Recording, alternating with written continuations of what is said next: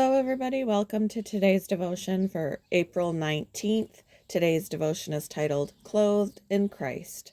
The Bible reading is from Isaiah chapter 61, verses 4 to 11.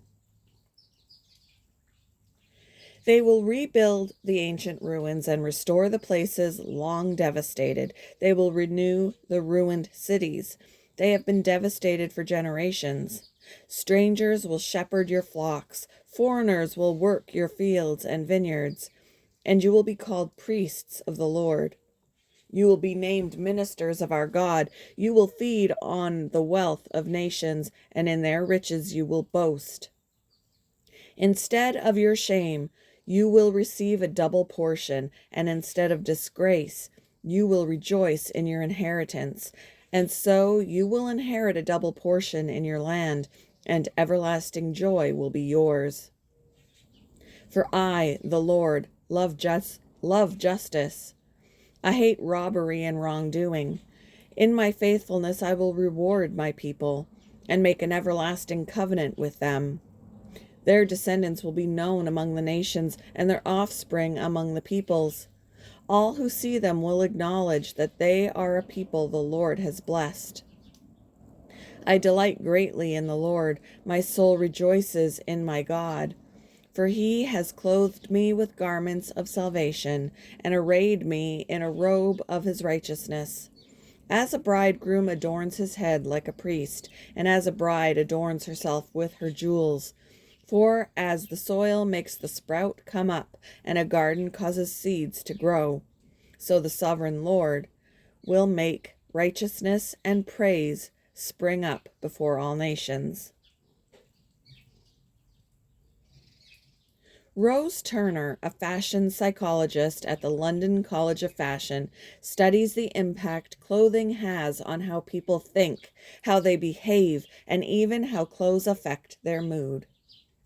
As the closest thing to our bodies, clothing forms a type of second skin and girds us for whatever the day might hold. For example, donning professional attire can help with motivation and concentration. At work, wearing vintage pieces with sentimental value can bring comfort during stressful situations. This psychological phenomenon offers an insight into Isaiah's prophetic words about Jesus' sacrificial act. He records the future deliverance of the Jews from their captivity in Babylon, assuring them that they one day rebuild the ancient ruins and restore the places long devastated in their absence.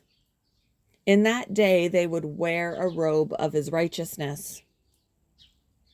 Isaiah's prophecy was fulfilled first in the nation's return to Jerusalem, and then fully when God made Jesus sin for... When God made sin for us, so that in him we might become the righteousness of God. Righteousness describes our right relationship with God when we trust in Christ's sacrifice.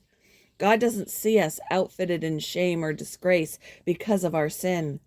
Instead, he sees us clothed in Jesus' enduring righteousness, a second skin that girds us with joy today and for eternity. What shame do you put on every day?